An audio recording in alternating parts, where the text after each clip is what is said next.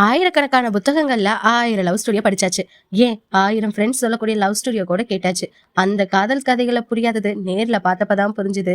காதல் இப்படியெல்லாம் கூட இருக்குமான்னு சொல்லிட்டு. ஃபர்ஸ்ட் டைம் நான் ஒரு ரியாலிட்டி கப்பல மீட் பண்ணேன். அவங்கள்ட்ட நான் தெரிஞ்சுக்கிட்ட விஷயம், அதிகமான கேரிங். அத விட அதிகமா சண்ட கூட. பொசசிவ்னஸ் சொல்லவே முடியாத அளவுக்கு.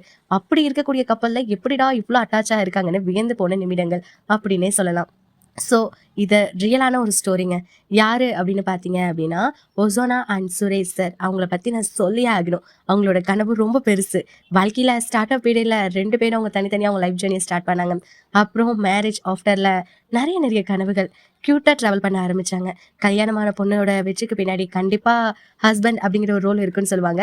கிரேட் ஸ்டாரா அவரோட லைஃப்ல ஸ்டார்ட் பண்ண ஆரம்பிச்சாங்க.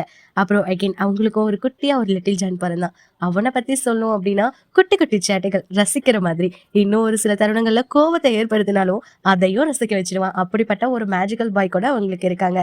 ஸோ ஃபர்ஸ்ட் ஆஃப் ஆல் இந்த வீடியோ உங்களுக்காக நான் ஸ்பெஷலா மேக் பண்ணியிருக்கேன். இது என்னோட ஸ்பெஷலான பர்த்டே விஷஸ். இனிய பிறந்தநாள் நல்வாழ்த்துக்கள். Once again many more happy birthday Suresh அண்ணா. ஸோ உங்க லைஃப்ல இப்ப இருக்கக்கூடிய எக்ஸ்ட்ரா கேரிங்கோட இன்னும் எக்ஸ்ட்ரா நீங்க ஒசானா மேம நல்லா பார்த்துக்கோங்க. எகெயின் உங்களோட லிட்டில் ஜானியும் எக்ஸ்ட்ரா இன்னும் நீங்க 2 பேரும் எப்பவுமே ஹாப்பியா இருக்கிறதுக்கான ஸ்பெஷலான விஷஸ் அண்ணா.